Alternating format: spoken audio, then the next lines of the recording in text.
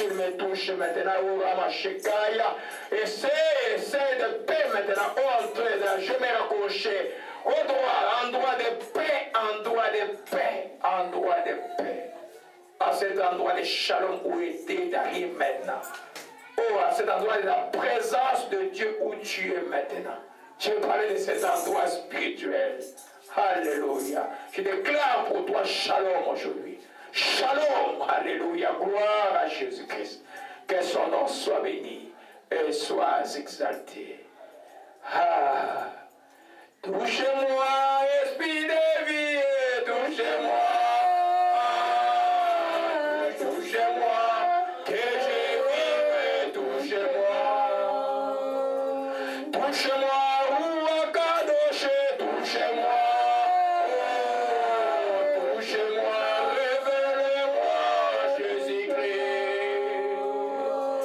Touchez-moi, esprit de vie, touchez-moi. Touchez-moi, guéris maladie, touchez-moi. Oh, touchez-moi. Ouakadoche, touchez-moi. Oh mon Dieu, touchez-moi, touchez-moi. Touchez-moi, esprit de vie, touchez-moi. Oh, touchez-moi, Saint-Esprit, touchez-moi. Saint-Esprit, merci de toucher à travers la parole qui va être prononcée en ce lieu. Car la parole est esprit. Seigneur, nous bénissons ton Seigneur, nous te disons merci encore de nous toucher au Père. Merci que ton nom soit loué et soit exalté. Alléluia. Gloire à Jésus-Christ, on va s'asseoir. Oh, gloire à Jésus-Christ, j'ai encore besoin de chanter. Touchez-moi, esprit de la grâce, touchez-moi. Touchez-moi.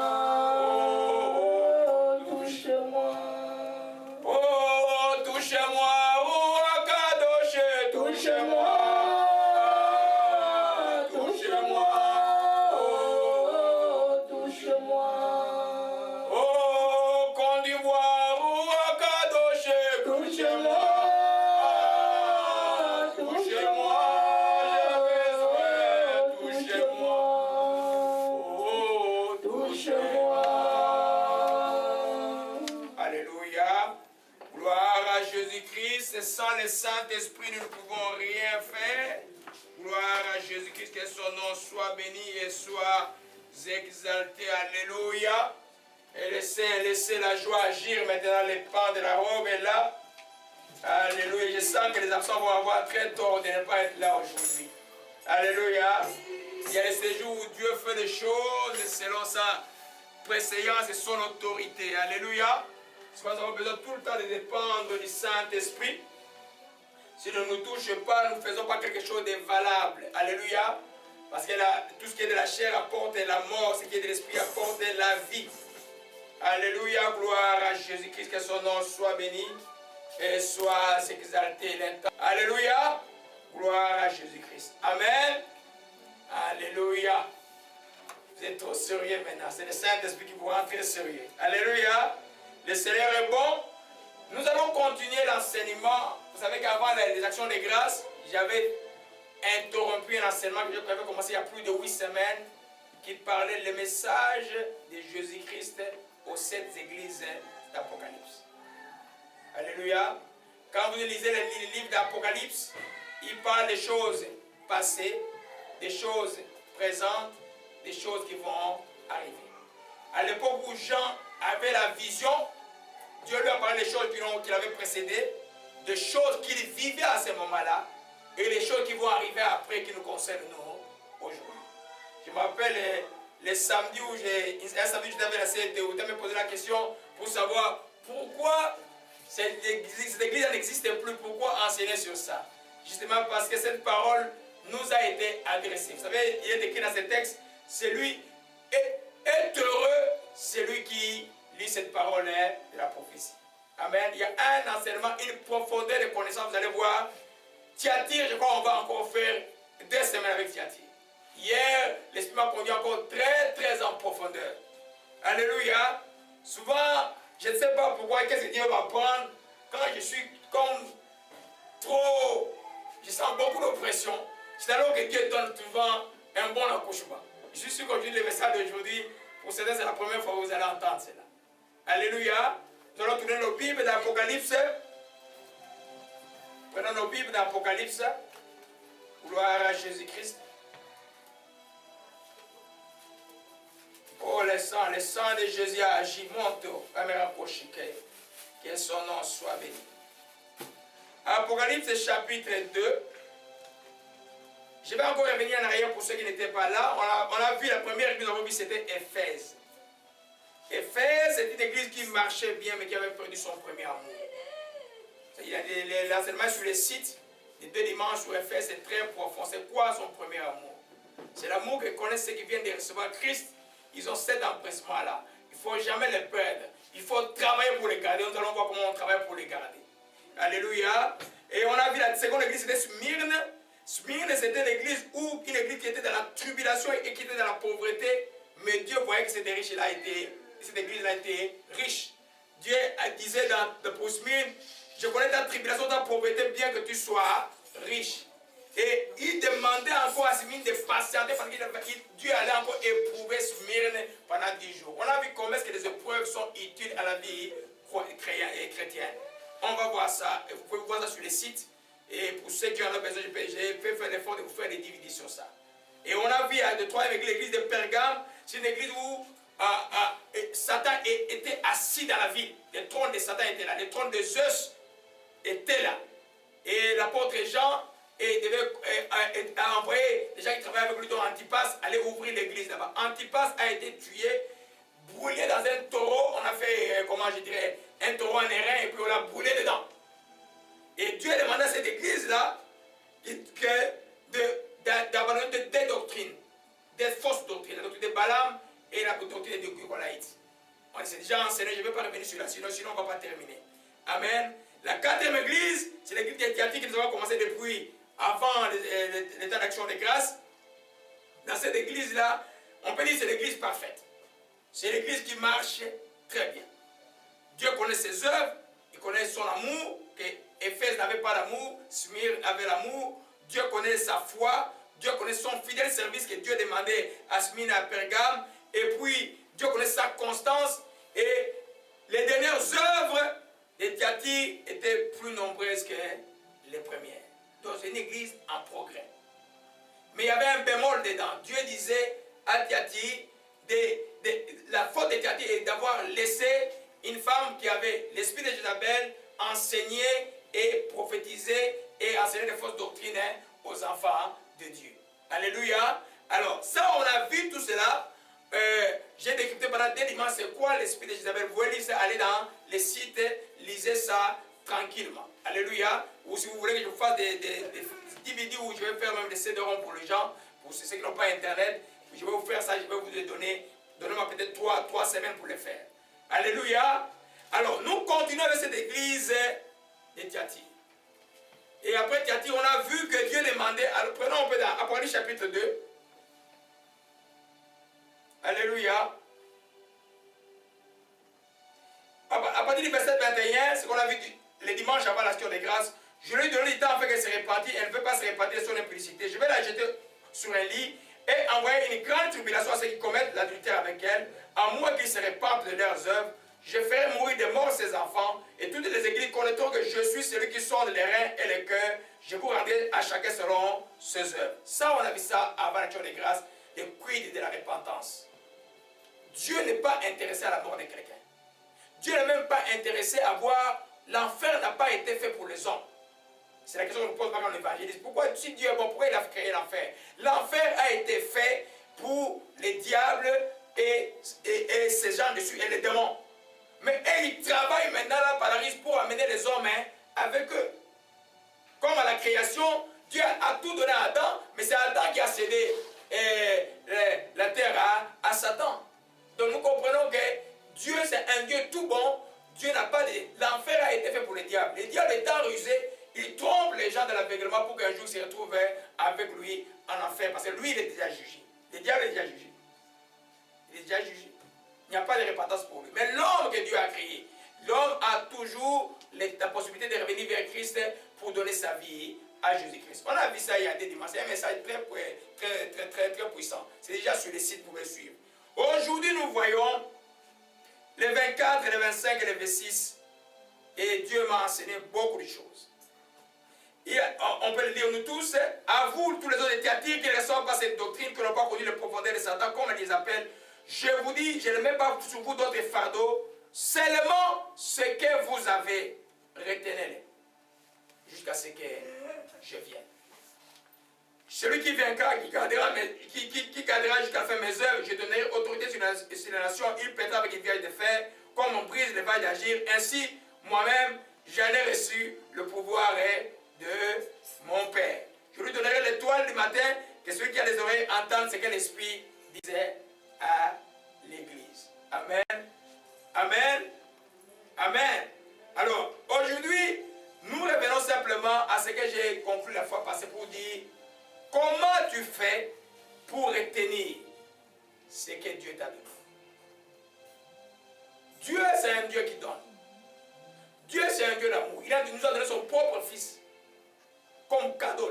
Donc, le Père du ciel, le cadeau que Dieu nous a donné, c'est Jésus-Christ.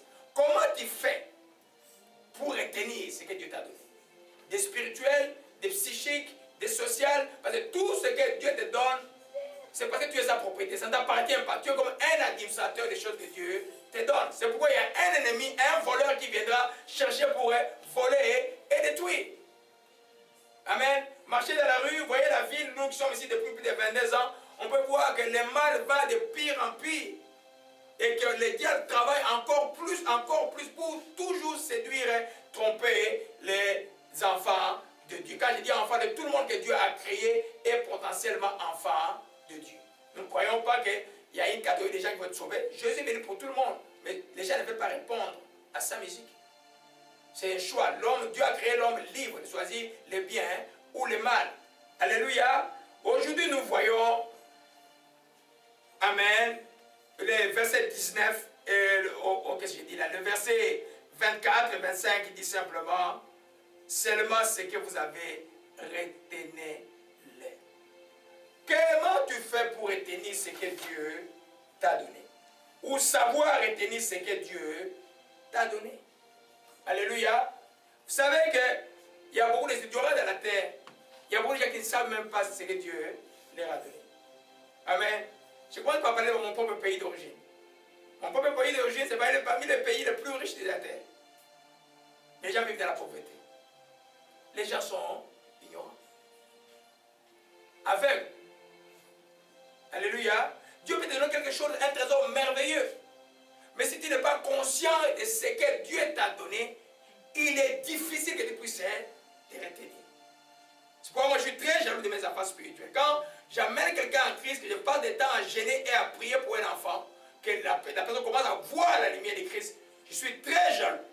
Je ne préfère pas que quelqu'un d'autre vienne les tromper sur un chemin qui n'est pas de Dieu. Alléluia. La première chose que nous voyons, pour retenir ce que Dieu t'a donné, tu dois connaître ce que tu as. Qu'est-ce que tu as? Est-ce que tu n'as rien? Il n'y a personne sur cette terre qui peut dire que je n'ai rien. Tout est utile dans la création. Même quand tu regardes dans la création, tout donne. Il n'y a pas quelque chose que Dieu a créé qui ne donne pas, qui ne soit pas utile. Mais toi qui es homme, qui es femme de Dieu, tu dois savoir ce que tu as. Beaucoup de gens ne savent pas ce qu'ils ont parce qu'ils ne réfléchissent pas sur ce qu'ils ont. Des fois, ils vont détruire ce qu'ils ont parce qu'ils se préoccupent d'autres choses. Amen. On peut voir beaucoup de choses aujourd'hui. Alors, bien, le psaume 119. Le psaume 119. Alléluia. J'avais promis d'entrer en profondeur. Nous allons vraiment entrer en profondeur. Alléluia. Gloire à Jésus-Christ aujourd'hui. Amen. Dieu dit à Yati, retiens ce que tu as jusqu'à ce que je vienne. Alléluia. Amen. Et le psaume 119 dit, verset 59, David dit, j'ai réfléchi à mes voies et je dirige mes pieds vers mes préceptes. J'ai réfléchi à mes voies. Tu dois pouvoir réfléchir à tes voies, à ce que tu as, à la manière dont tu marches. Alléluia. Si quelqu'un n'a pas la réflexion par rapport à ce qu'il a, à la manière dont il marche, il ne peut pas, je dirais, retenir n'importe quoi. Il y a un texte que je n'avais pas prévu de parler.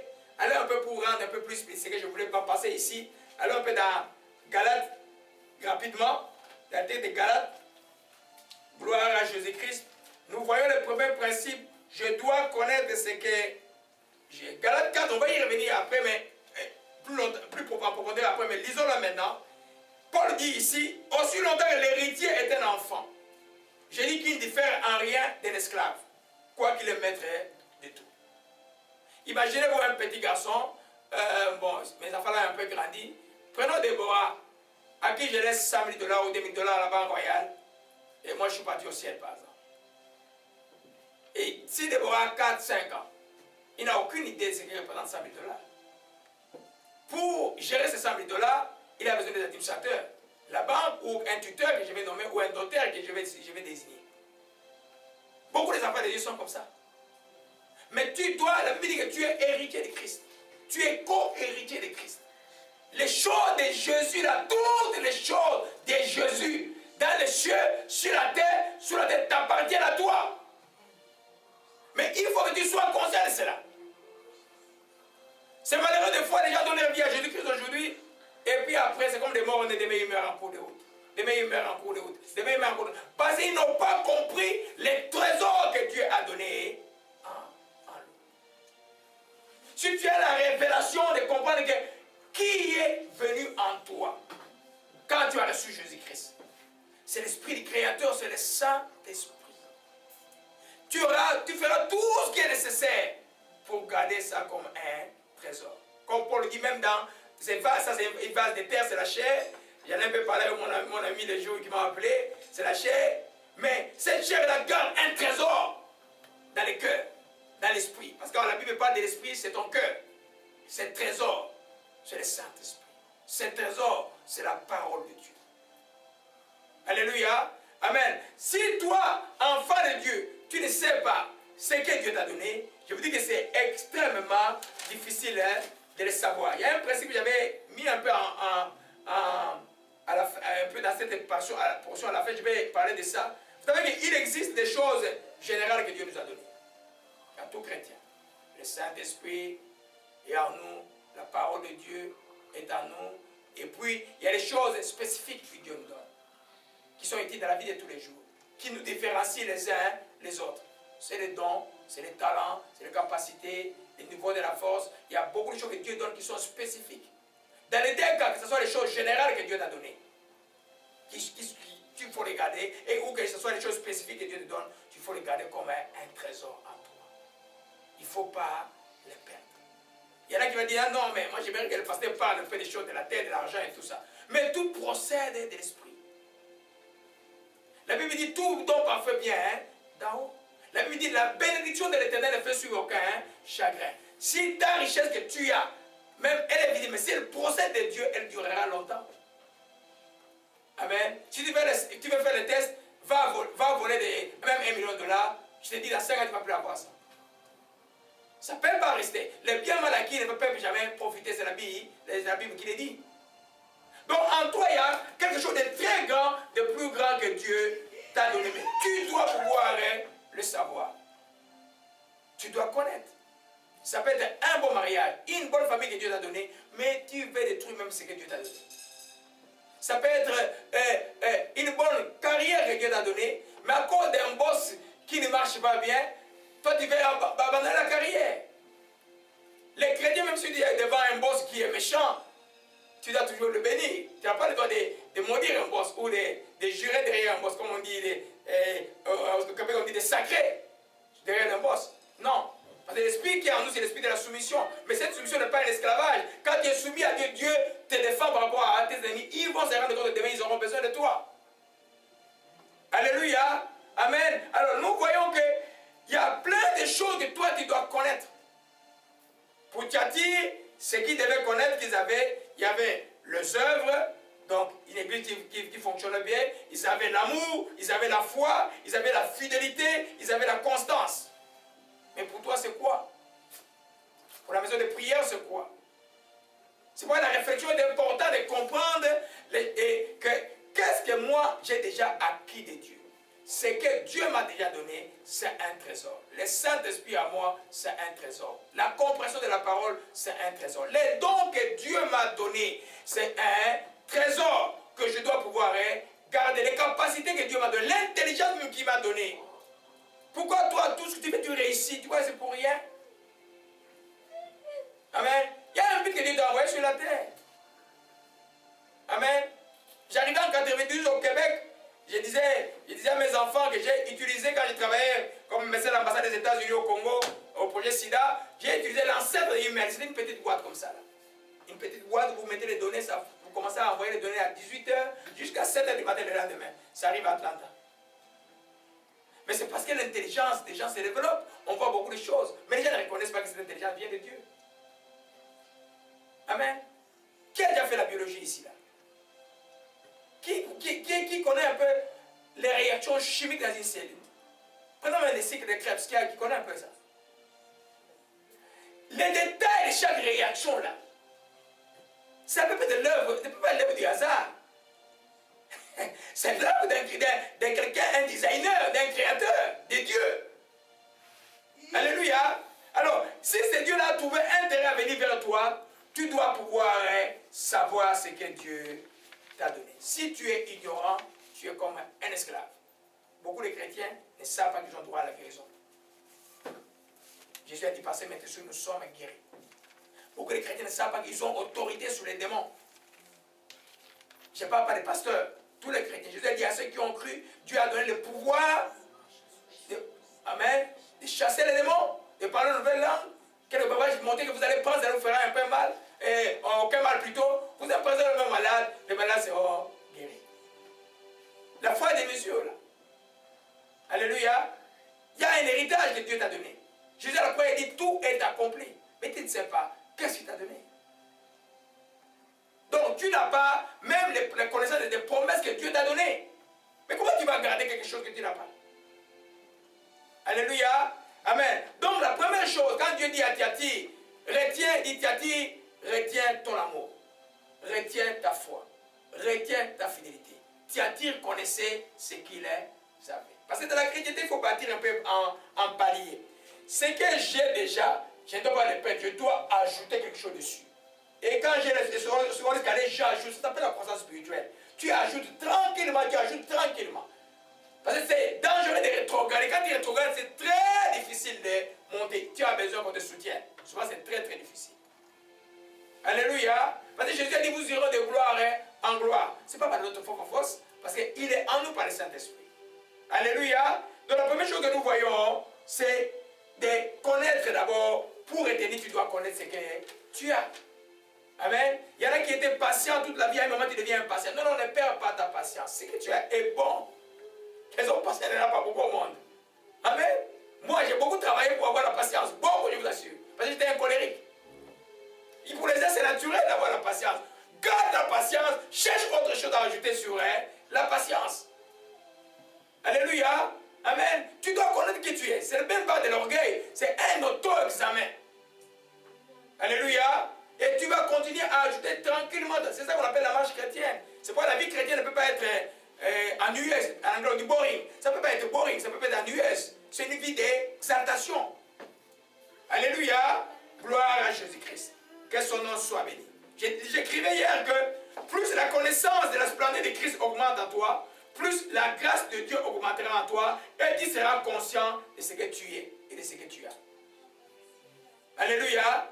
Je m'explique. Plus tu connais la Bible, plus tu connais les promesses de la Bible, et plus tu vas comprendre ce que Dieu a fait pour toi. Plus aussi tu vas les recevoir, plus tu les vivras aussi. Tout commence par la connaissance. Alléluia. C'est pourquoi je préfère toujours dire aux gens, j'ai dit, c'est la prière, c'est bon, mais je préfère voir les gens le mercredi pour comprendre la parole de Dieu. Alléluia. Tout c'est au niveau de la connaissance. C'est pourquoi Satan aussi sait ça. C'est pourquoi il va agir, venir au niveau de la connaissance pour envoyer l'hérésie d'esprit, pour venir tromper les enfants de Dieu. Amen. Il va juste vous faire rire, justement. Quand on dit un esprit de mensonge, on ne dit pas que tu es c'est un esprit que le diable envoie pour venir te tromper. Tous les démons viennent pour tromper. Vous voyez un peu? Et toutes les hérésies sont sorties, les hérésies et les fausses doctrines sont d'un esprit qui va mal expliquer la Bible. Si la personne comprend mal, il ne peut pas avancer. C'est pourquoi nous avons des sectes comme les témoins de Jéhovah, nous avons des sectes comme les Mormons, nous avons des sectes, toutes ces sectes-là. Parce que l'esprit de celui qui a commencé ce groupe, il a induit les gens en erreur. Alléluia. C'est pourquoi il faut connaître la Bible. Il faut la tester. Il faut connaître la Bible. Alléluia. 1 Pierre 1, alors on va dans 1 Pierre 1, verset 1. Oh, c'est un peu intense, je vais descendre tranquillement. Ça va être plus calme après, dans quelques temps. Gloire à Jésus-Christ. C'est toujours comme un avion qui décolle, hein. Le Seigneur est bon. Que son nom soit béni. 2 Pierre chapitre 1. Oh, le Shikamalakaya. Amen. Amen. C'est parce qu'un cran un peu en haut. Un tout petit, pas beaucoup. Un tout petit peu. Alléluia. Gloire à Jésus-Christ. J'ai vraiment besoin de ça aujourd'hui. 1 Pierre 1. Alléluia. On peut lire juste au verset 2. 1 Pierre 1. Nous tous nous sommes là. Gloire à Jésus-Christ. Oh, gloire à Jésus-Christ. On est là. Lisons-nous tous. J'aimerais que ce soit participatif aujourd'hui. Lisons-nous tous. Que la grâce et la paix vous soient multipliées par la connaissance de Dieu et de Jésus, notre Seigneur. 2 Pierre, chapitre 1, verset 2. 2 Pierre, chapitre 1, verset 2. On est là. Que la grâce et la paix vous soient multipliées par la connaissance de Dieu et de Jésus, notre Seigneur. On répète encore, que la grâce et la paix vous soient multipliées par la connaissance de Dieu et de Jésus, notre Seigneur.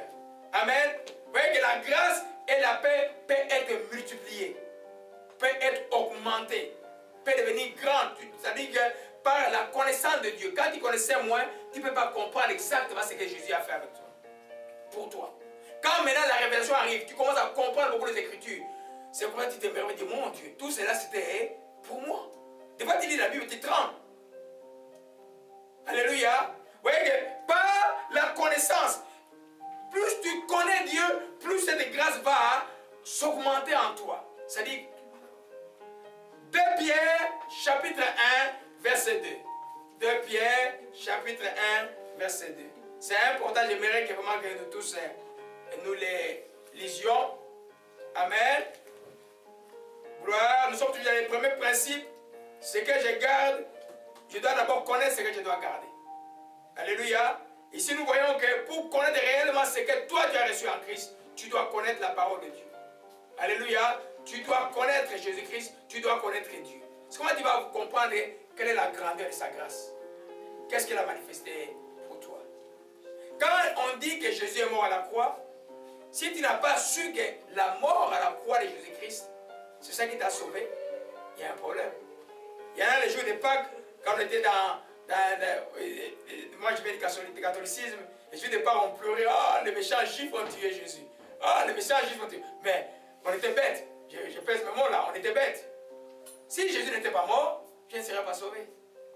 Quand tu as cette connaissance qu'à la croix, quand il a été blessé, moi j'étais guéri. À la croix, mes péchés ont été effacés. À la croix, il a payé le prix pour mes péchés. À la croix, l'acte des ordonnances qui me condamnaient, qui subsistait contre moi, a été détruit. C'est-à-dire que tout ce qui t'est condamné dans les ténèbres, que ce soit ce que tes ancêtres ont fait, ce que toi-même tu as fait du mal, ou les paroles de malédiction qui te prononcent sur toi-même, à la croix, tout cela a été réglé. Là, tu regardes la croix de Jésus différemment. Alléluia. Amen. Pour ceux qui peuvent le porter, quand tu le portes, tu dis, j'ai quelque chose de valeureux. Mais un autre qui ne connaît pas l'évangile va dire, mais c'est quoi la croix? Il va te prendre pour un fou. C'est pourquoi la connaissance est extrêmement importante. Elle augmente ta connaissance de Christ et de Dieu, et la faveur de Dieu sera encore plus sur toi. Par exemple, tu as commis une faute hier, et puis, si tu ne connais pas la révélation, tu restes avec, j'ai commis une faute, tu commences à pleurer, Non, quand tu commets une faute, tu fais quoi? La Bible dit, si quelqu'un pêche, il y a un avocat auprès du Père qui s'appelle Jésus-Christ, les juges. Tu fais quoi? tu viens devant Dieu demander pardon sincèrement. Quand tu demandes Dieu pardon sincèrement, puisque Jésus a déjà payé cela à la croix du Calvaire, toute culpabilité te quitte. Alléluia. Amen. Qui est ce bébé qui est né et qui n'a jamais chuté, cet ordre de lèvres, on dit en anglais, qui avant de faire les machins de vie n'est jamais tombé. Hein?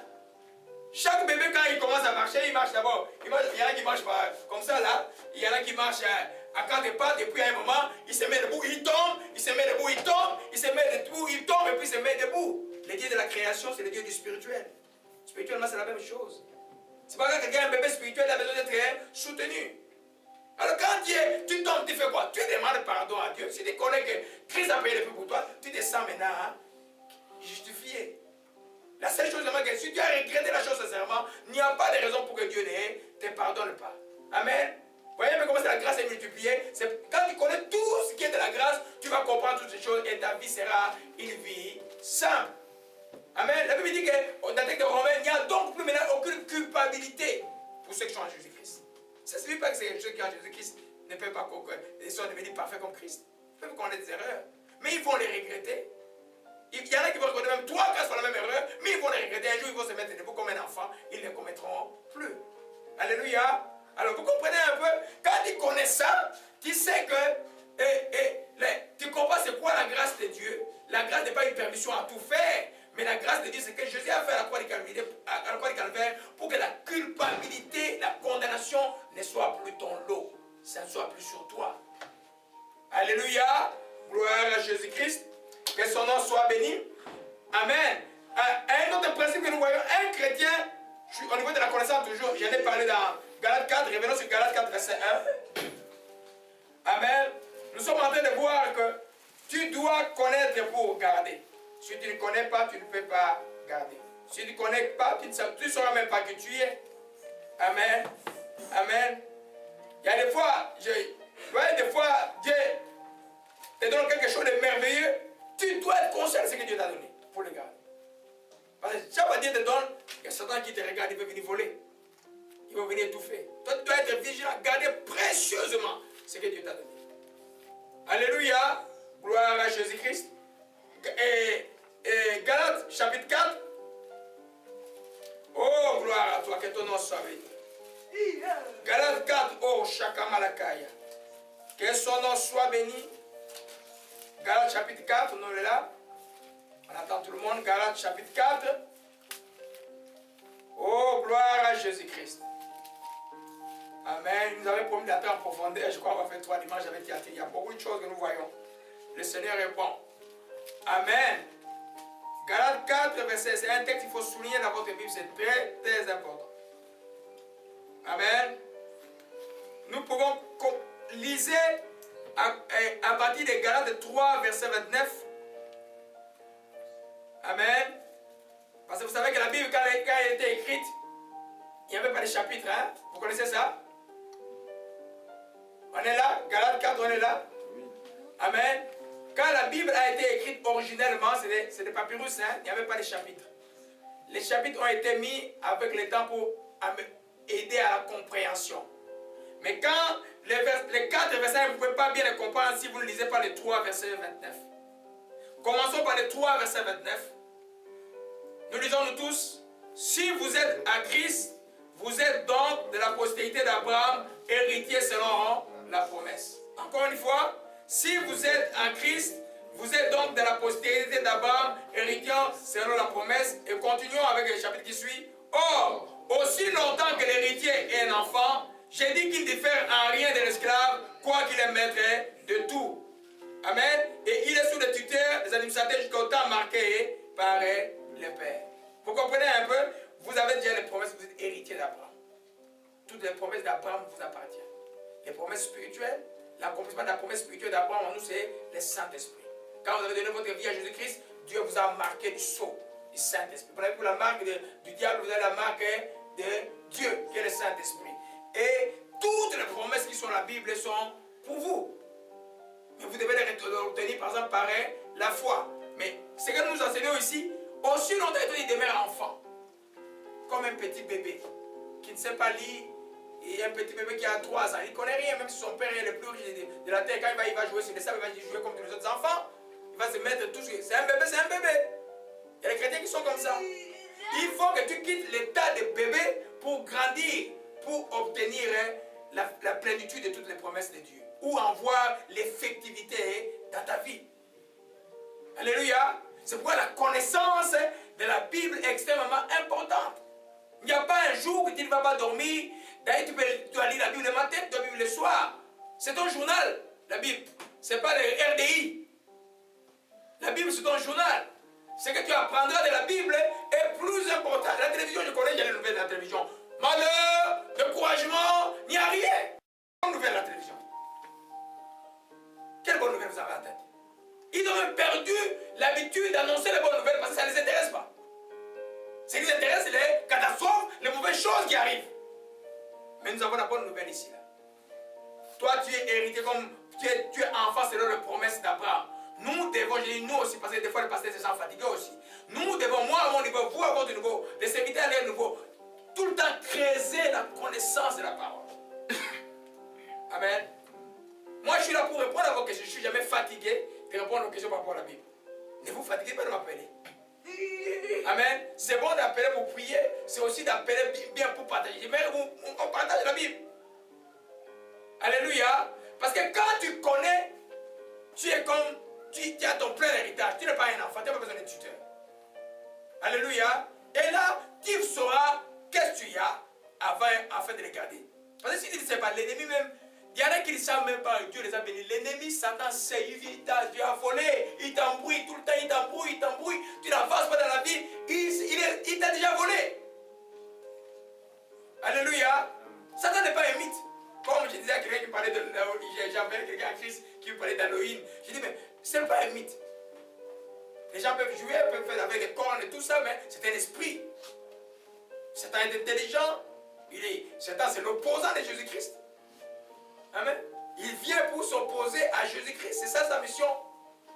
Et il n'est pas bête. Il sait que Jésus a déjà vaincu à la croix du Calvaire. Donc il va utiliser toujours la ruse pour séduire et détruire les enfants de Dieu. Alléluia. Donc, pour le premier principe de ce que nous retenons, moi, je dois connaître ce que Dieu m'a donné, afin de les garder. Le deuxième principe, pour retenir ce que tu as, tu dois l'aimer et les valoriser. Tu dois l'aimer et les valoriser. Si Dieu te donne quelque chose de précieux, que tu n'aimes pas, que tu ne valorises pas, tu vas le perdre demain. On va même te voler demain. Nous voyons les gens du monde quand nous achetons des voitures. Celui qui achète une voiture d'une très haute qualité, tu prends toutes les mesures pour qu'on ne vienne pas les voler. Amen. Mais ce que Dieu te donne est plus que tout ce que les voitures de la terre. Tu dois pouvoir faire valoriser la chose. Amen. Si tu ne connais pas la valeur d'une chose, tu ne peux pas la garder, tu vas la jeter. Je ne parle de la parabole des perles, je parle de deux paraboles des talents, où quand une perle est perdue, une femme la cherche avec hardiesse ses forces pour trouver la perle qu'elle a perdue. Alléluia. Dieu t'a donné quelque chose de valeureux, tu dois pouvoir l'aimer et le valoriser. Que ce soit un don qu'il t'a donné, que ce soit un ministère qu'il t'a donné, que ce soit un talent qu'il t'a donné, que ce soit un travail qu'il t'a donné. Même dans le travail, il y en a pour qui nous prions. Donc, toi, tu n'as pas eu de travail. On a prié, tu as eu un travail. Toi, au lieu d'aimer, si tu n'aimes pas le travail, tu ne peux pas le garder. Parce que tu n'aimes pas le travail, tu ne seras pas motivé à faire ce travail. Si tu n'es pas motivé à faire ce travail, le boss au travail va te regarder et dire, mais celui-là, c'est un paresseux, je vois qu'il boude tout le temps, je vais le mettre dehors. Alléluia. La même chose pour les choses de Dieu. Ce que Dieu te donne, tu dois pouvoir valoriser. La valeur de la parole de Dieu est plus que tout l'or du monde. C'est un trésor que Dieu te donne. Tu dois pouvoir bien la garder. Je ne parle pas de ces livres-là. Il y en a un mec qui met la Bible comme ça pour dormir avec quoi que les démons vont fuir la Bible. Les démons fuient la Bible quand elle est dans ta bouche. Quand tu le mets dans la prière. Les livres, ils ne sont pas terrorisés par les livres. Alléluia. Si tu dois mettre la parole qui est dans la parole, dans la prière, et puis chasser les démons. Mais ils ne sont pas terrorisés par ça. Là. Alléluia. Donc, tu attires avait, je répète encore, l'activité, l'amour, la foi, les fidèles services et la constance. On va y revenir sur ça parce qu'on va voir les cas de principe par rapport à Thyatire, on va y arriver après. Mais toi, tu dois pouvoir aimer ce que Dieu t'a donné. Alors, on va dans 1 Timothée 4. 1 Timothée 4. Amen. Quand tu es enfant de Dieu, tu dois savoir que tout ce qui t'arrive, c'est Dieu t'a donné. Ton travail, c'est Dieu qui t'a donné. Tu dois pouvoir le valoriser. Amen. Tu as prié, Dieu t'a ouvert une porte. Tu n'avais pas d'enfants, tu as prié, Dieu t'a donné des enfants. Tu dois pouvoir donner de la valeur aux enfants pour en prendre charge. Alléluia. Amen. 1 Timothée chapitre 4. Pour retenir ce que tu as, tu dois aimer et les valoriser.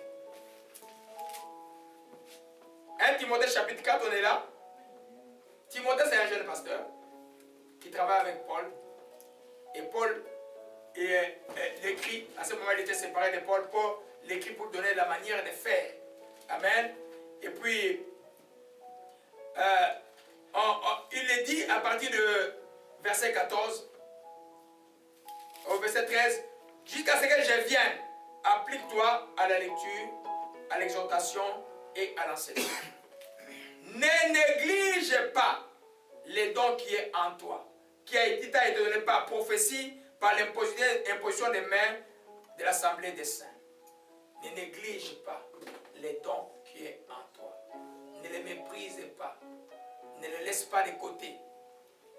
Donne honneur à ces dons. Utilise ces dons. On va voir l'utilité après. Mais il dit simplement, ne néglige pas. Valorise les dons que Dieu t'a mis. Donne une importance à ça. Ça veut dire qu'un don, c'est comme un muscle. Si tu l'utilises, tu ne le valorises pas, tu ne vas pas l'utiliser. Et tu ne vas pas le garder. Un muscle, on n'utilise pas, pour ceux qui ont fait un peu l'anatomie, un muscle qu'on n'utilise pas finit par s'étioler, il devient tout petit. Vous voyez un peu ceux qui font le body, qui vont chaque jour faire l'exercice dans l'endroit d'exercice, ils ont des muscles très gros parce qu'ils font l'exercice tous les jours. Il en est de même pour les dons. Amen. Même un talent, même ton travail, même pour les études. Si tu étudies, si tu ne valorises pas tes études, tu ne peux pas y apporter une grande importance. Tu vas te fatiguer. Amen. Ma fille me parlait d'une de ses amies qui quand ils étaient à Villamar en secondaire, cette fille avait eu le prix du gouverneur général du collège. Mais là, elle devait aller à Guelph, à une grande université à l'Ontario. Mais elle dit, il n'y plus le goût d'aller. Donc elle a donné la bourse. Mais tout d'un coup, quelque chose est entré en elle. J'ai dit à ma fille, mais ton ami a besoin de Jésus. Jusqu'aujourd'hui, cette fille n'a jamais rien fait. Son ami est déjà médecin, elle n'a jamais rien fait. Quelque chose, un découragement est entré, un esprit de dépression est entré. Elle n'avait plus le goût d'avancer. Elle n'a pas valorisé l'intelligence que Dieu lui a donnée.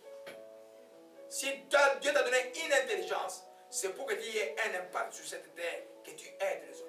Et le jour du jugement, Dieu va te demander, toi, je te donne l'intelligence, qu'est-ce que tu en as fait? Les gens s'imaginent que l'intelligence vient de tout ce que nous avons, des spirituels ou au niveau de l'âme, l'intelligence et tout ce qui peut venir, la sagesse, vient de la part de Dieu. Nous devons les valoriser. Alléluia. Comment tu ne valorises pas une chose? C'est en négligeant la chose, en ne considérant pas la chose. Ce n'est pas important. Alléluia. Amen. Paul dit à Timothée, ne néglige, occupe-toi de ces choses. Le verset 15, nous continuons. Timothée 4, verset 15. Occupe-toi de ces choses, donne-toi tout entier à elle. Amen. Afin que tes progrès soient évidents pour tous. Vous voyez cela? Donne-toi tout entier à elle. Vous voyez que quand vous allez voir, quand Dieu fait l'éloge de l'église de Thyatire, et alors un peu d'Apocalypse, je vais vous montrer quelque chose rapidement. Je m'excuse là, des fois on court, des fois, suivez-moi tranquillement. Vous pouvez rester dans Timothée, je vais lire juste le texte d'Apocalypse. Alléluia. Et regarde, quand Dieu dit à l'église de Thyatire, je connais tes œuvres, je connais ton amour, je connais ta foi, ton fidèle service, ta conduite et tes dernières œuvres est plus nombreuse que les premières. C'est-à-dire que Thyatire est en plein quoi? Croissance. En progrès. Alléluia. La même chose que Paul dit ici. Occupe-toi tout entier des choses en elle, afin que tes progrès soient évidents. Si tu ne t'occupes pas entièrement de la chose que Dieu t'a donnée, tu ne peux pas avoir un progrès. Alléluia. Il y en a qui se plaignent, Dieu ne m'a rien donné. Dieu t'a donné quelque chose, mais tu n'utilises pas ça. Tu ne valorises pas ça. Amen. Toi, peut-être c'est juste une parole de sagesse. Quand tu parles aux gens, les gens sont apaisés. Les gens sont... C'est chanter encore un peu. Louons, louons, louons l'Éternel. Louons, louons, louons Adonai, Yeshua. Oh, oh, qui est Dieu. Amen. Amen. Nous comprenons qu'il faut veiller sur ce que Dieu t'a donné. Ce n'est pas Dieu qui va veiller sur toi. C'est toi qui vas veiller par la force que Dieu te donne. Alléluia. Gloire à Jésus-Christ. Nous allons maintenant au quatrième principe. Quand tu connais les premiers, et quand tu valorises ce que Dieu t'a donné, et quand tu veilles sur ce que Dieu t'a donné, il faut pouvoir l'utiliser. Dieu ne te donne rien pour que tu restes dans ton coin. Tout ce que Dieu donne doit servir à quelqu'un d'autre. Ça s'appelle l'amour. Alléluia. Amen. Tout ce que Dieu te donne comme don, tu dois pouvoir l'utiliser. Amen. Tu dois pouvoir les donner à l'autre. Alléluia. C'est une manière de retenir ce que tu as. Parce que quelque chose qu'on utilise restera longtemps là. Amen. Même dans le domaine de l'automobile, moi qui bricole la mécanique, si tu laisses une auto, les gens vont regarder, il reste une auto pendant des ans, dans les garages, tranquille, et puis chaque 2 ans, tu démarres juste l'été, pendant 1 heure, ça va faire longtemps. C'est faux. Ton auto ne fera pas longtemps. Tous les mécaniciens vont te dire ça. L'auto qui fera longtemps, c'est l'auto qui est utilisé tout le temps, à qui on a traité, qui travaille tout le temps. C'est le même principe dans les choses de Dieu. Quand Dieu te donne quelque chose, tu dois pouvoir l'utiliser. Amen. L'opportunité que Dieu te donne, il ne faut pas le lâcher, il faut pouvoir l'utiliser. Amen. Allons bien dans Matthieu 25. Matthieu 25, il y a une bonne parabole que le Seigneur nous donne là-bas. Alléluia. J'ai oublié de mettre le téléphone pour nos bien-aimés. Mon Dieu. Que Dieu vous pardonne. Alléluia. Et Matthieu 25. Je ne vais pas tout lire, je vais juste expliquer la parabole. Vous connaissez un peu? Alors un peu Matthieu 25, c'est une des paraboles. Quand vous venez en crise de nouveau, je vous dis, concentrez-vous sur les évangiles. Laissez d'abord l'Ancien Testament. Concentrez-vous d'abord sur l'évangile quand vous venez de nouveau en Christ. Et puis vous allez à l'Ancien Testament. Après, j'ai un programme que je donne aux gens pour lire la livre. Facilement, je vais amener ça dimanche prochain pour donner. Amen. La parabole du talent. Il en sera d'un homme qui, pendant pour un voyage, appela ses serviteurs et les remit ses biens, lui donnant 5 talents à l'un, 2 talents à l'autre, à un troisième, chacun selon sa capacité. Et il est parti. Amen. Qui connaissait les capacités, c'est celui qui donnait les talents. La capacité de quoi? De pouvoir les reproduire. L'histoire après, celui qui a reçu 3 talents, il a fait fructifier cela. Les 5 talents plutôt, il a fait fructifier. Il a dit, Seigneur, tu m'as remis 5 talents, verset 20, voici j'en ai gagné 5 autres. Le Seigneur te dit, c'est bon, et c'est fidèle serviteur, tu as été fidèle en peu de choses, je t'ai confié beaucoup, entre dans la joie de ton père. Et celui qui a reçu 2 talents, il dit, ah Seigneur, tu m'as remis 2 talents, voilà, j'en ai ajouté 2 autres. Mais le seul qui avait reçu 5 talents, dit, oh maître, je savais que tu étais méchant, que tu étais dur envers, j'ai pris ton talent, je l'ai caché sur la terre. Écoutez la réponse du maître. Il dit, serviteur méchant et paresseux, tu savais que je moissonne où je n'ai pas semé et que j'amasse où je n'ai pas vanné. Il te fallait donc remettre mon argent au banquier. À mon retour, j'aurais tiré ce qui est à moi avec un intérêt. Ôtez-lui donc les talents, donnez-lui à celui qui avait 10 talents. C'est pourquoi Jésus a sorti le principe. On donnera à celui qui a, il sera dans l'abondance. Celui-même qui n'a pas, on notera même ce qu'il a. Amen. Nous montre vraiment que dans le Seigneur, ce que Dieu te donne, il faut pouvoir le fructifier, l'utiliser. Amen. Dieu te donne un don, il faut l'utiliser. Dieu te donne un talent, il faut l'utiliser. Il y a des garçons très brillants. Je disais à une de mes filles, là, quand je l'ai vue il y a quelques années, j'ai donné ce conseil à cette jeune fille. Je dis, toi, tu vas faire la médecine. Son père était médecin. Ah non, moi, je ne vais pas faire la médecine à cause de mon papa. Et puis c'était un peu la rébellion. Je dis, tu vas regretter ta vie. Je t'ai dit, je mets la troisième fois, je t'ai dit, toi, tu dois faire la médecine. Il n'a pas écouté. Il est allé faire autre chose et s'est embourbé, mais pour le moment, je ne sais pas jusqu'où elle est. C'est le monsieur là sur les GC que je parle d'elle. Amen. Quand tu as une intelligence supérieure, tu as quelque chose de merveilleux, ou même une capacité, ou une habilité manuelle à faire quelque chose, rends-les. Il y a des gens, ils te touchent, ils te font un meuble, tu es étonné. Dieu donne à chaque individu sur cette terre une capacité. Amen. On vient dans les choses spirituelles, la même chose. Quand il vient dans les Seigneur, il y a toujours un don que cet esprit va te donner. Parce que tu deviens chrétien pour te joindre à une assemblée. L'église, ce n'est pas les bâtiments. L'église, c'est le nombre de gens qui se réunissent autour de Christ. Là, tu dois servir. Amen. Tu reçois un don de prophétie, c'est pour encourager tes enfants, les autres qui sont dans des problèmes, ou les aider quand ils sont dans des problèmes. Tu reçois un don d'enseignement, le don d'enseignement, c'est un don le plus difficile, ça te coûte du temps. Enseigner comme ça, ça te coûte du temps. Tu ne peux pas être enseignant de la Bible si tu n'aimes pas la Bible, tu ne peux pas la lire, la méditer, et ça demande beaucoup de temps. Tu dois pouvoir investir. C'est pas Paul dit à Timothée simplement, veille sur toi-même et veille sur ton enseignement, tu te sauveras toi-même et tu sauveras les autres. Donc quand tu vas te sauver toi-même par ton enseignement, tu vas comprendre ce que la parole dit. Quand tu vas l'enseigner aux autres, ils vont être sauvés. Si tu ne comprends pas, amen. Et les églises, vous allez, aujourd'hui on dit autre chose. Il n'y a pas de thème, ils n'enseignent pas par thème. Aujourd'hui c'est juste des exhortations. Ça ne marche pas comme ça. L'enfant il doit être enseigné. Alléluia. Amen. Alors nous comprenons que tu dois pouvoir utiliser. Le monsieur qui avait gardé ses talents, il a été puni. On lui a même ôté ce qu'il avait. Amen. Tu dois utiliser. Et je vais vous dire, il y a un principe que Dieu me dit. Voyez un peu, qui a la vie de Paul, hein? Qui connaît un peu la vie de Paul? Et c'est une vie aisée. Qui connaît un peu la vie de l'apôtre Paul? Alors, il y a un peu dans 2 Corinthiens, je crois, verset 6 ou 7. Vous voyez un peu sa vie là, ou non, 9 ou 10. Vous allez voir un peu la vie, comment est-ce qu'il par où il est passé. C'est une vie de difficultés énormes. Amen. Des primats de mon Dieu. Le Seigneur lui avait promis, tu as persécuté mon peuple, tu vas te persécuter à cause de mon nom. Mais il a su produire les textes d'évangile les plus merveilleux, même quand il était en prison. Parce qu'il savait ce que Dieu lui avait donné. Ce que Dieu t'a donné, aucune circonstance ne peut le bloquer. Non, ça va sortir. Et ça va bénir les gens. Toi, marche simplement. Toi, parle simplement. Toi, obéis tout simplement. Alléluia. Tu dois utiliser ce que Dieu t'a donné.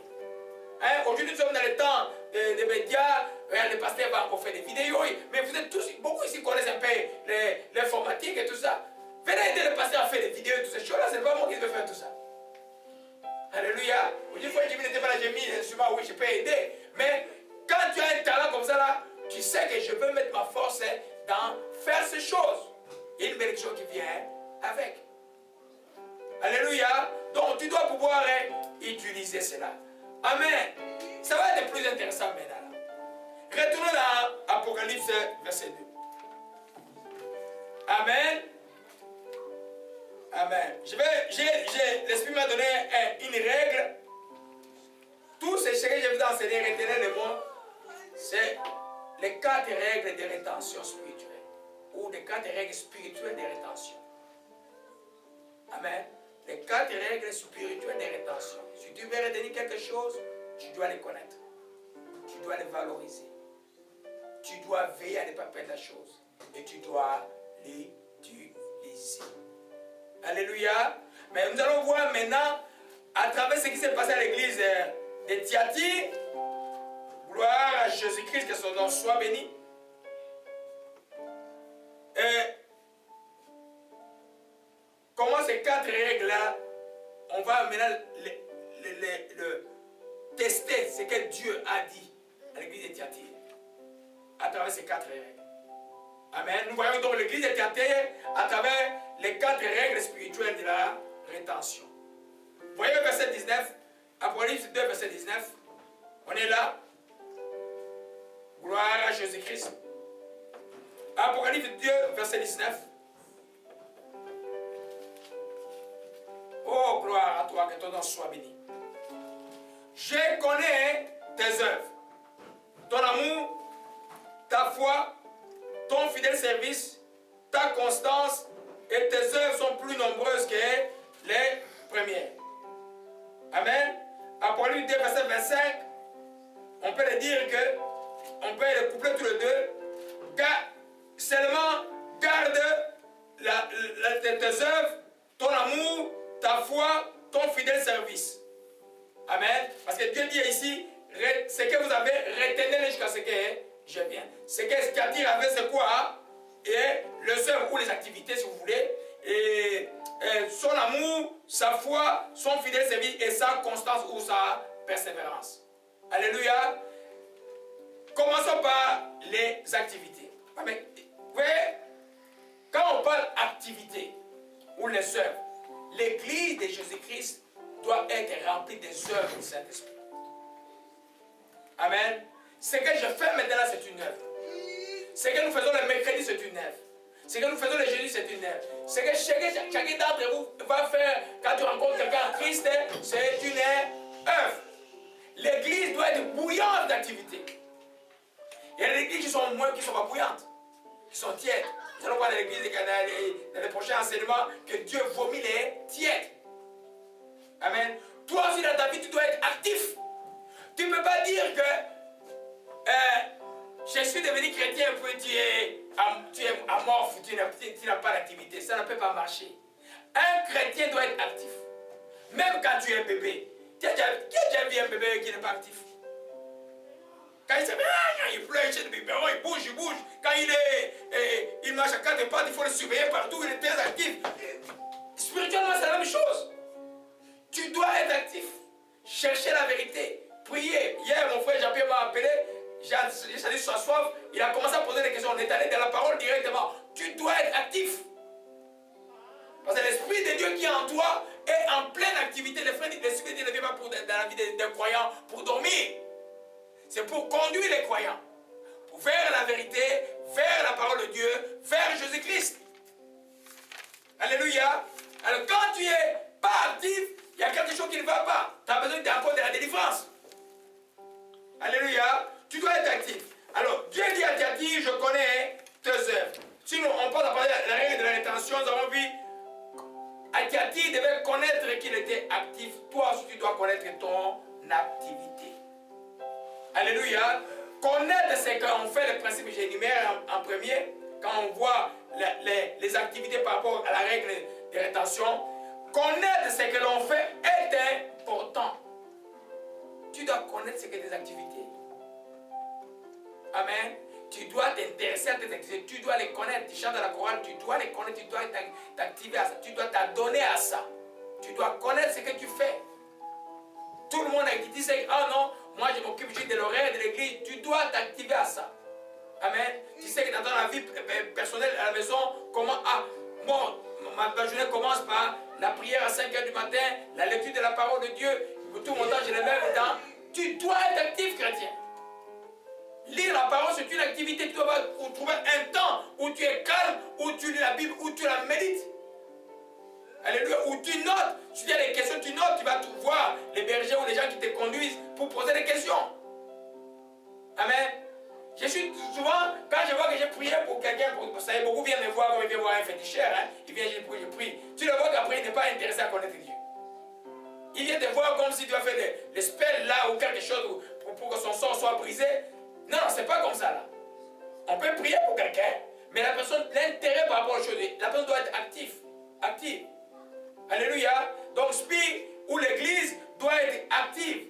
Amen. Pour être actif, tu dois connaître chaque activité que tu fais. Si tu ne connais pas, on va voir que tu ne peux pas donner de l'importance à cela. Amen. Deuxièmement, tu dois aimer ce que tu fais. Ce que tu fais dans le corps de Christ, tu dois l'aimer. Je dois aimer prêcher. Je dois aimer enseigner la parole de Dieu. Je dois aimer aller visiter le malade. Je dois aimer aller prier pour les gens. Tu dois aimer. Parce que tu n'aimes pas, tu n'as pas le feu de Dieu en toi. Alléluia. Donc l'activité est extrêmement importante. Et troisièmement, comme vous avez, comme nous venons de voir, tu dois pouvoir veiller à ce que ton activité ne régresse pas, mais doit progresser. On a vu que Dieu a dit, tes dernières œuvres sont plus grandes que les premières. Amen. On doit progresser, et ça c'est évident. Au notre niveau et au niveau de l'église, on doit avoir un progrès évident. Dieu que nous prions, c'est un Dieu de progrès. Même dans ta vie personnelle, tu dois avoir un progrès évident. Nous parlons d'abord spirituellement, psychiquement, physiquement et même socialement. Amen. Amen. On doit avoir le progrès évident. Amen. Alors, si tu ne veilles pas à ton activité, qu'est-ce qui va se passer? Dieu t'a donné un travail, tu ne veilles pas, qu'est-ce qui va se passer? Tu vas le perdre. Amen. C'est pourquoi Dieu dit à Smith, veille sur ton activité. Veille sur tes œuvres. Je vois que les premières sont plus nombreuses et les dernières sont plus nombreuses que les premières. Continue sur la lancée. Continue à bien faire. Ne te lasse pas de faire du bien. Ne te lasse pas de gagner des âmes pour Christ. Ne te lasse pas de prier pour les gens. Ne te lasse pas de faire ce que tu sais qui est bien. Comme je disais à l'introduction, un chrétien ne peut pas imaginer un jour qu'il va arrêter de faire du bien. Tu ne peux pas arrêter. Satan cherchera à t'arrêter. Les circonstances se sont à t'arrêter. Les mauvaises compressions se sont à t'arrêter. Toi, n'arrête pas. Alléluia. Gloire à Jésus-Christ. Et puis, ce que tu fais, l'activité doit toujours tourner vers l'autre, vers la communauté. Amen. Quand Dieu te donne un don, c'est pour servir aux autres. Alors si tu n'aimes pas l'autre, comment tu peux le servir? Si le prochain pour toi a un problème, comment tu veux le servir? Alléluia. Nous voyons que les 4 règles spirituelles, donc nous disons la connaissance de ce que Dieu t'a donné, et l'amour par rapport à ce que Dieu t'a donné, et la valeur que tu lui accordes, et veiller par rapport à ce que Dieu t'a donné, et l'utiliser, même au niveau de l'activité, ça doit s'appliquer. Amen. L'activité sera toujours vers les frères en Christ. Amen. La Bible dit même que quand tu auras à faire le bien, c'est mieux de faire à ceux qui sont en Christ que de faire à ceux qui ne le sont pas. Et je ne vous dis pas d'être ainsi. Je vous dis, si tu as quelqu'un qui ne connaît pas Dieu, comment il saura que Dieu est avec toi? Ça le faisait du bien. Parce que tu es la lumière du monde. Mais admettons que tu as quelqu'un qui volontairement ne veut pas suivre Christ. Tu as un chrétien qui souffre, un autre chrétien qui ne veut pas suivre Christ. Je vais aider un chrétien. C'est la Bible qui le dit. Alléluia. Amen. Nous voyons les deux. Oh mon Dieu, que ton nom soit béni. Je coupais un peu rapidement pour vous. Alléluia. Prenons vers Romains 12. Quand je dis ce que tu fais doit tourner à la communauté. Romains 12, verset 13. Romains 12, verset 13, on va terminer dans 10 minutes. Romains 12, verset 13. L'essentiel est là. Gloire à Jésus-Christ. Que son nom soit béni. Alléluia. Oh, gloire à Jésus-Christ. Amen. Amen. Gardez votre doigt là-bas. Je reviens un peu sur par rapport à l'activité sur veiller. Je vais vous montrer quelque chose. Alors, on peut dans Ephésiens 5. Parce que veiller, comme l'Esprit me disait, c'est aussi comme s'entretenir. Amen. Un chrétien qui ne s'entretient pas va tomber en carence. Veiller, c'est comme aussi s'entretenir. Voyons un peu, allons un peu dans Ephésiens 5, verset 19. Et puis on va revenir sur Romains. Ephésiens 5, verset 19. Donc c'est que Dieu demande à Thyatire et demande à l'église aujourd'hui simplement de veiller. Veiller, c'est ça. Ephésiens 5, verset 19. Alléluia. Plan de Dieu. Que ton nom soit béni. Oh, gloire à Jésus-Christ. On est là, Ephésiens 5, verset 19. Nous voyons comment on veille par rapport à l'activité de Dieu. Comment tu veilles, comment tu gardes ce que tu fais pour Dieu. Ephésiens 5, verset 19. Amen. Sur le plan individuel, par exemple, la Bible dit, entretenez-vous par les psaumes, les hymnes, les cantiques spirituels, chantant et célébrant de tout votre cœur le louange du Seigneur. Entretenez-vous. L'entretien suppose que tu n'es pas dans des moments de culte comme ici. Tu es dans des moments de ta vie privée. Comment tu fais pour t'entretenir? Pour t'entretenir, tu dois pouvoir activer la présence de Dieu continuellement. Les choses qui activent la présence de Dieu continuellement, c'est de lire les psaumes ou la parole de Dieu, c'est de chanter des cantiques, louer les louanges à Dieu, même un petit cantique que tu connais. Même les, vous voyez, il y a un autre frère, un autre frère qui est à l'hôpital, qui est le Seigneur avec Eric, qui a fait une rechute. Et puis, là, il me disait hier, j'ai chanté, juste la chanson que tu as chantée la fois passée, touchez-moi, oh, touchez-moi, ah, touchez-moi. Et je voyais en vision la main du Seigneur venir me toucher. Venir me toucher.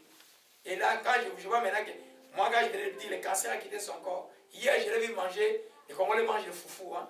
C'est des gros trucs là. J'ai vu manger une grosse quantité et terminer comme un petit enfant. J'avais des larmes aux yeux. Je voyais vraiment fort. On a encore chanté, touche-moi. Quand tu loues Dieu dans les moments secrets, quand tu es seul, tu actives un chant de Dieu. Tu loues Dieu, tu t'entretiens. C'est comme une voiture dont on change l'huile après 5000 km. Tu es sur la route. Quand tu lis la parole, tu t'entretiens. Alléluia. Amen. Donc, par rapport à l'activité, une activité de Dieu doit toujours être là. On doit toujours y revenir. On doit toujours s'entretenir. En fait, à l'église, il n'y a pas une activité que vous allez faire, par exemple, sa prière, sa louange. Tout ce que vous faites, vous le faites par la grâce de Dieu. Alléluia. Je reviens sur l'enseignement de Romains 12, verset 13. Amen. Il est écrit, pourvoyez aux besoins des saints, exercer l'hospitalité. Amen. Quand on parle d'activité à l'église, toute activité est tournée vers l'individu. Pour que l'individu soit sauvé, l'individu soit encouragé, l'individu soit redressé, l'individu soit corrigé. Toute l'activité de l'église doit être centrée homme. Amen, je vous explique. Même quand nous chantons là, nous ne chantons pas pour chanter, c'est pour que la gloire de Dieu touche l'individu, l'homme qui est là. Pour que le Saint-Esprit touche l'individu, l'homme qui est là. Pour que Dieu guérisse l'individu, l'homme qui est là. Quand je prêche la parole, tout est centré sur l'individu pour que l'individu soit édifié dans son esprit. Parce que ce qui intéresse Dieu, parce que je disais l'église, ce n'est pas le bâtiment, l'église, c'est les hommes. Alléluia.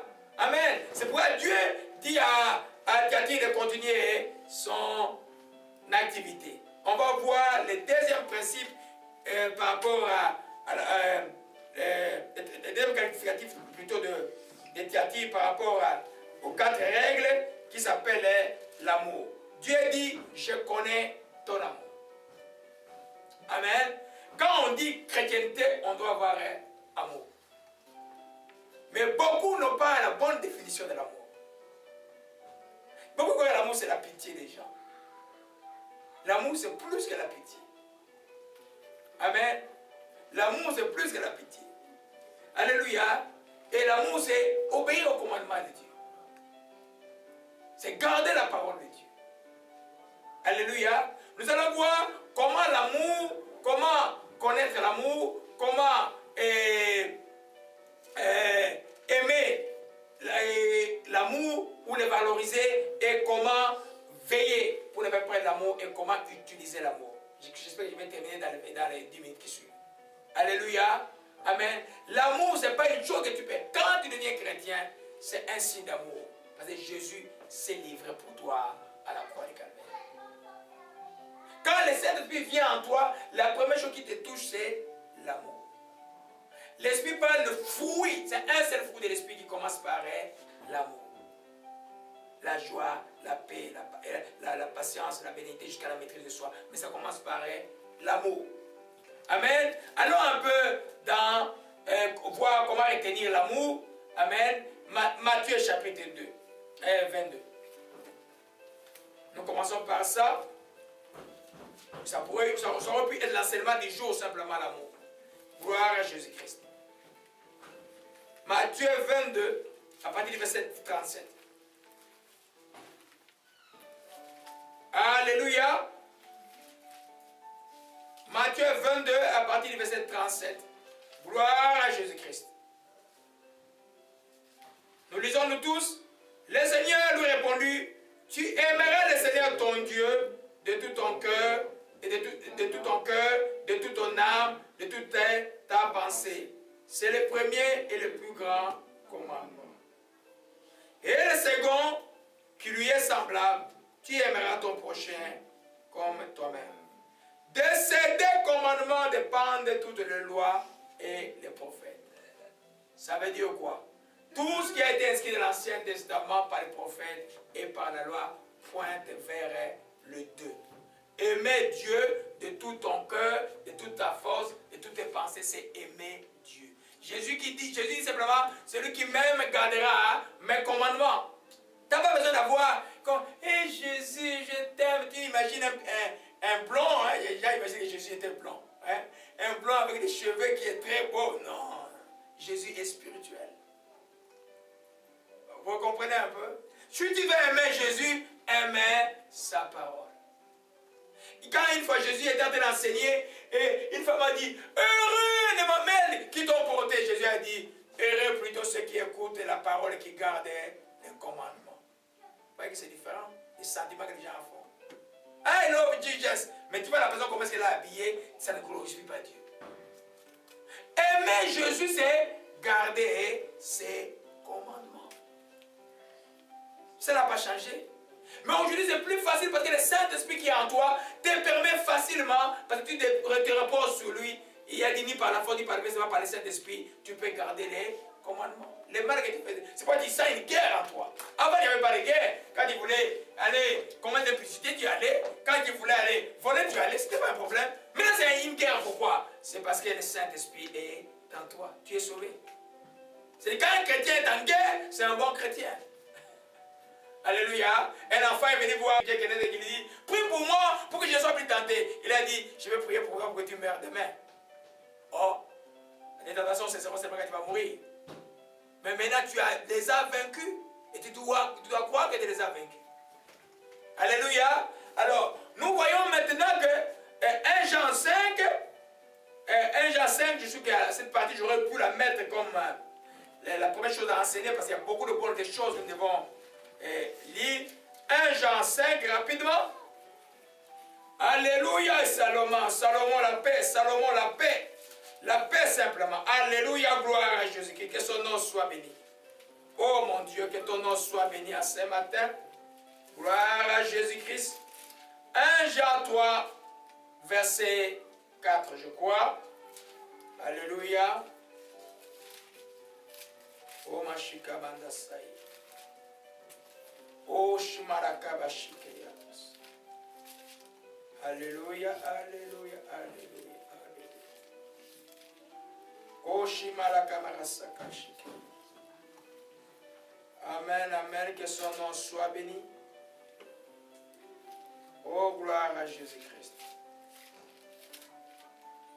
Amen.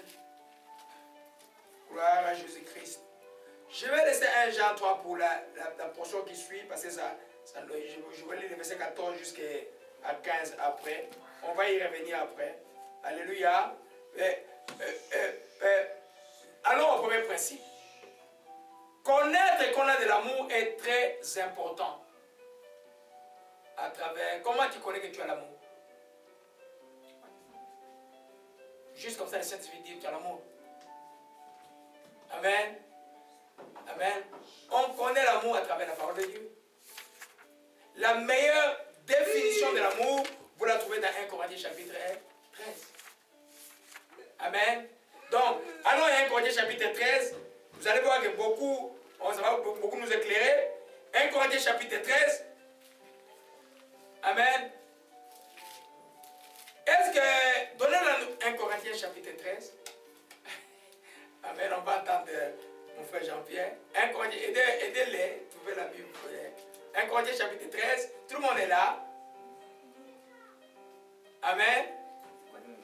1 Corinthiens chapitre 13. Les premiers épîtres de Paul aux Corinthes, chapitre 13. C'est un des chapitres les plus importants de la Bible. Amen. Nous avons vu que aimer Dieu, c'est aimer. L'amour, c'est aimer de tout ton cœur, de toutes ses forces, de toutes tes pensées. Aimer ton prochain comme toi-même. C'est quoi aimer ton prochain exactement? Dans 1 Corinthiens 13, nous voyons la définition pratique de la chose. Vous voyez là, il commence par dire, quand je parlais la langue des hommes et des anges, si je n'ai pas la charité ça veut dire l'amour. Je suis un erreur qui résonne, c'est mal qui retentit.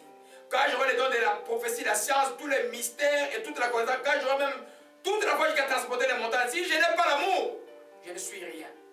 Quand, le troisième qui nous intéresse, quand j'ai distribué tous mes biens pour la nourriture des pauvres, et quand j'ai livré même mon corps pour être brûlé, si je n'ai pas la charité ou l'amour, cela me sert de rien.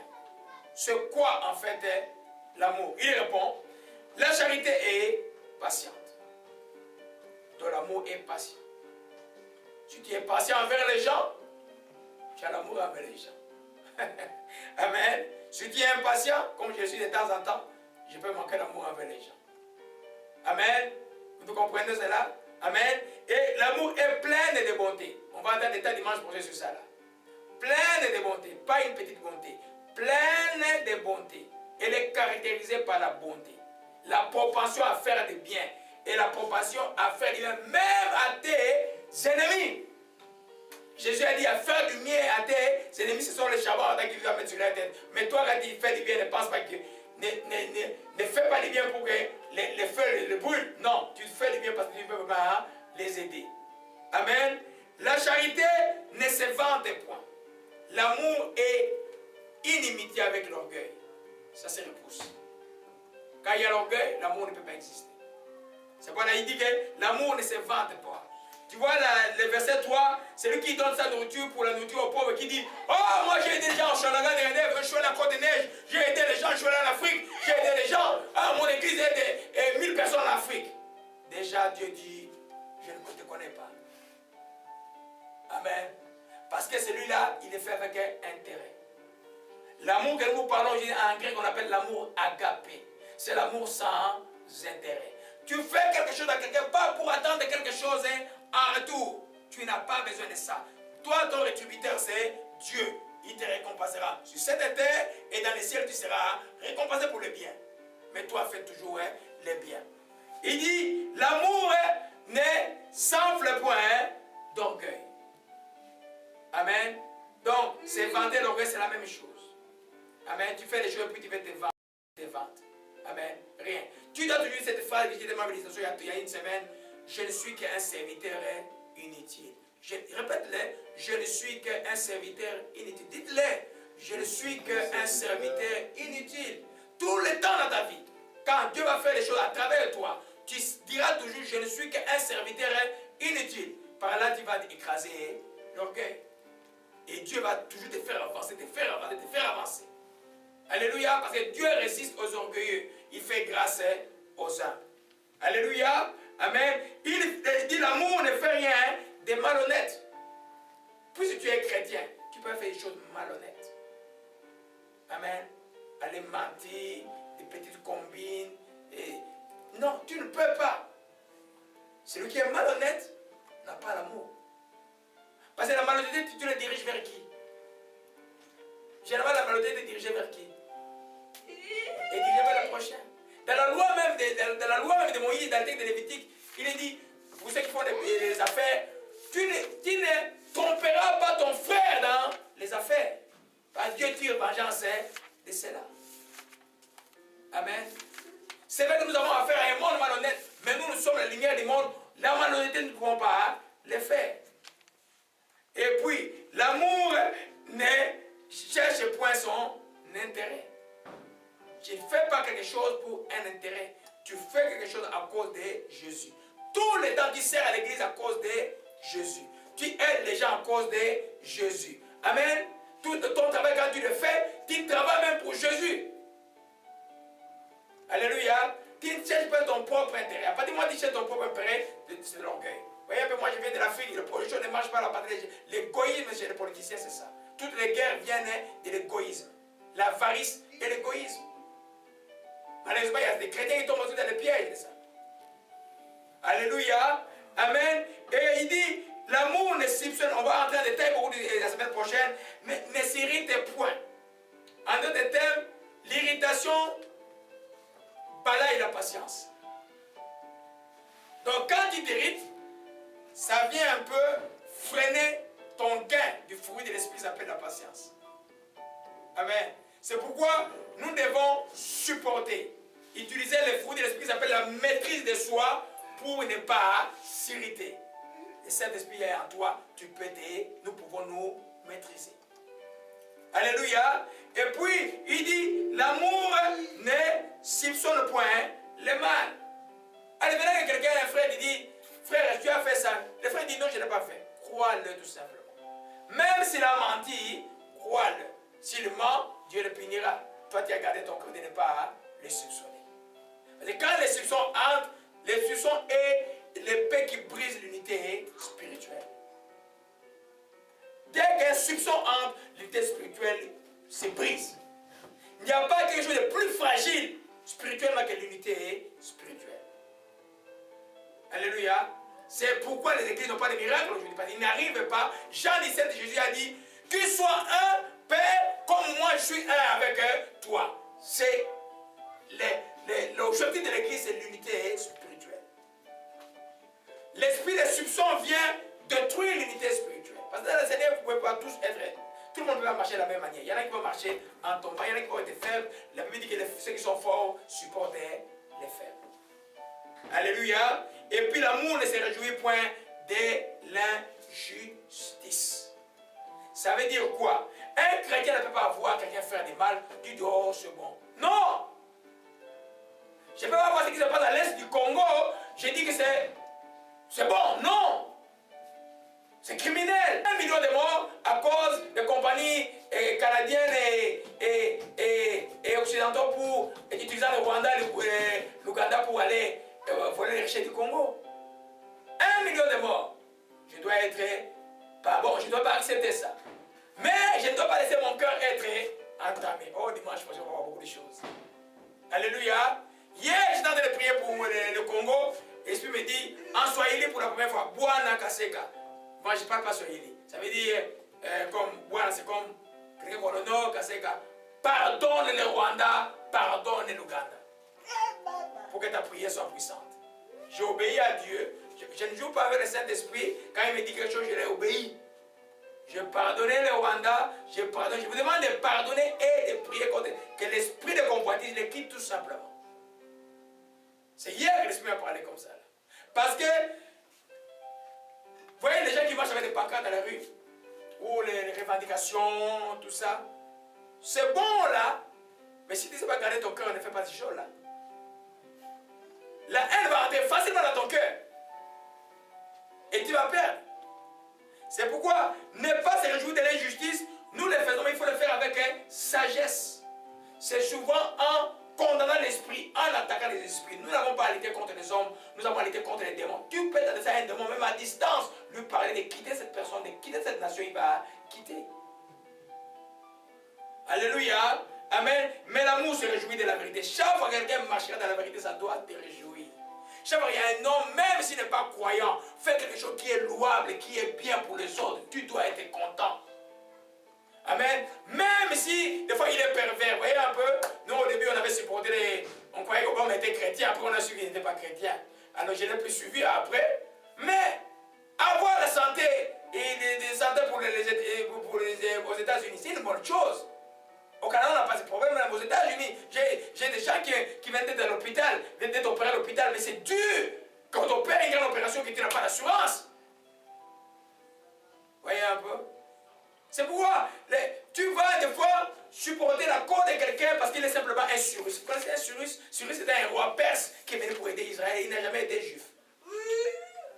Amen. L'amour se réjouira toujours de la vérité. Là où il y a la vérité, là où il est le bien, tu vas te réjouir de ça. Amen. Vous voyez un peu? Donc tu dois connaître ça. Amen. Pour que tu gardes ton amour. Parce que tu ne gardes pas la patience, tu ne gardes pas la bonté, tu gardes l'envie. Tu es orgueilleuse. Et puis tu cherches juste ton propre intérêt. Tu te fais de mal. Tu te réjouis de la... J'ai vu, j'ai vu une vidéo, je ne vais pas citer, une de mes propres sœurs. Mais ça m'a fait, une de mes grandes sœurs, ça m'a donné des larmes. Je suivais son commentaire sur YouTube sur la politique du Congo. J'étais son nom. J'ai pitié d'elle. Je ne peux pas me réjouir de ce qu'elle a dit. Je ne peux pas me réjouir. Vous voyez, des fois, l'argent, les postes politiques, c'est ma famille, c'est quelqu'un qui va me donner de l'argent quand j'étais étudiant, beaucoup d'argent. Mais Mais je peux me réjouir de ce que j'ai vu hier. Après le fameux congrès au Congo. Un chrétien familial ou en état familial, tu dois être comme le roi Osias, tu dois être quelqu'un qui doit marcher au droit. Quand quelqu'un ne marche pas bien, tu ne marches pas avec. Alléluia. C'est la part du Bible. On va entrer dans le détail dimanche prochain. Et la 7e chose, c'est le pardon. L'amour excuse tout. Elle croit tout, espère tout et supporte tout. C'est ces 4 choses très profondes qu'on va voir le dimanche prochain. Alléluia. Tout ça, tu dois les connaître pour les garder. Sinon, tu ne garderas pas l'amour, mon bien-aimé. Tu vois, quand on dit aux gens aux églises, aimer les gens. Mais on n'explique pas aux gens c'est quoi aimer les gens. Aimer, c'est cela. Aimer les gens, c'est être patient avec les gens. Aimer les gens, c'est garder la bonté. Aimer les gens, c'est ne pas envier les gens. Aimer les gens, c'est ne pas s'enfler d'orgueil. Aimer les gens, c'est ne pas être malhonnête. Aimer les gens, c'est ne pas chercher son propre intérêt. Aimer les gens, c'est ne pas s'irriter contre les gens. Aimer les gens, c'est ne pas soupçonner les gens du mal. Aimer les gens, c'est ne pas se réjouir de l'injustice, mais se réjouir de la vérité. Aimer les gens, c'est excuser tout, quel que soit le mal qu'on t'a fait. Par Jésus-Christ, qui t'a pardonné tout le mal que tu as fait, tu peux pardonner ceux qui te font du mal. Alléluia. Aimer les gens, c'est croire tout. Quand quelqu'un va te dire des choses, même littéralement, crois-le. Même un menteur, Dieu te montrera toujours que c'est un menteur. Amen. Amen. On a vu beaucoup de gens ici. On a même des gens ici venus me proposer, enlevons l'église ici, allons mettre ailleurs. J'ai prié, la ministre me dit non, n'essaye pas. Et quelques temps après, on a découvert c'était quoi? C'est un débat. Alléluia. À moins que le Saint-Esprit te révèle le cœur de quelqu'un, crois seulement la personne, bénis la personne.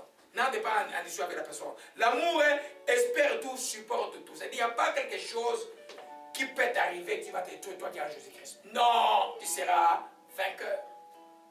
Tu seras vainqueur. Il n'y a pas une force extérieure qui peut... Même l'ennemi même peut te tuer aujourd'hui, il ne va pas gagner le combat parce que Jésus a déjà vaincu la mort.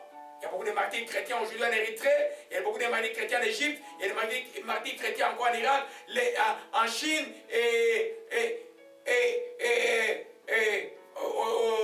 dans la ville de Maloul en Syrie, une ville chrétienne envahie par ceux qui combattent Assad, qui sont ennemis des chrétiens. Amen. Il y a des ennemis des chrétiens partout. En Somalie, on les tue, mais ils ne renoncent pas à Jésus-Christ. Ils ne peuvent pas, mais nous avons déjà vaincu la mort. Alléluia. C'est par là que nous allons terminer dimanche prochain. Nous allons continuer à voir. Ça, c'est l'amour qu'on doit connaître. Et puis, nous allons voir comment retenir l'amour. C'est quoi aimer l'amour? C'est quoi valoriser l'amour? Amen. Comment tu donnes la valeur à l'amour? Alléluia. Et parce que si tu ne donnes pas la valeur à l'amour, si tu donnes la valeur à la haine, à la rancune, tu es avec les gens qui donnent la valeur à la haine et à la rancune. Le monde donne la valeur à la haine. Quand quelqu'un ne pardonne pas au monde, on croit qu'il est fort. Non, nous on dit que tu es faible. Celui qui pardonne, c'est celui qui est fort. En Jésus-Christ. Alléluia. Et on va voir dimanche prochain comment veiller pour ne pas perdre ton amour en ces fins de temps où Jésus a dit, la parole dit simplement, l'amour de plusieurs se refroidiront. Comment toi, enfant de Dieu, tu fais pour garder ton amour toujours? C'est les choses que Dieu demande à Thyatire et te demande aussi aujourd'hui. Alléluia. Amen. Et puis nous allons voir comment utiliser l'amour. Et l'amour est vraiment fait simplement pour être utilisé. Parce que l'amour, quand on voit l'amour, on voit toujours le prochain. Alléluia. C'est ce que nous allons voir le dimanche prochain. Seigneur, nous bénissons ton Saint-Nom et nous te rendons grâce encore au Père pour ta grâce en ce moment, oh Dieu, en ce lieu. Seigneur, je bénis ton Saint encore pour cette parole que tu nous as donnée par rapport à ce que nous devons retenir. Et ce que nous te reviens dans la joie. Seigneur, nous bénissons ton Saint-Nom. Nous te rendons à ce que l'ennemi ne volera pas. Et que tes enfants ne seront pas tristes. Ce que tu as donné va être connu dans leur esprit. C'est que tu, ô Père de gloire, que tu as planifié dans leur vie, va s'accomplir. Père, nous bénissons ton Saint-Nom encore une fois pour la connaissance de ta parole, ô Père de gloire. Nous te disons merci encore de nous aider tout le temps à retenir ce que nous avons déjà. Père, nous te rendons grâce. Au nom de Jésus-Christ. Nous t'avons ici prié encore. Je vais me laisser passer de continuer à prier. Je vais prier pour les gens. Omaroko Shikaya. Koma Shikama Odo Shikama na Koda Shikama. Yo Shima la Korea. Korea ma Oso Koshia.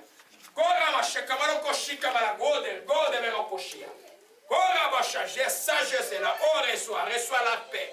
Kora shikamana koshima. Maro shikamana koshima na kai. Oh, shimana koma shikama otosaya. Koba shikamana koshika otoshika. J'aime obara sakoshika manakai. Era shashana otoshike. Koma shikaya, on peut se mettre debout, ou bien dans la maison debout, obara shika. Koma shikama otoshika manashike. Koshi. Shita! Tosta! Tasta otoshika manashike. Tasta. Shua manado koshika.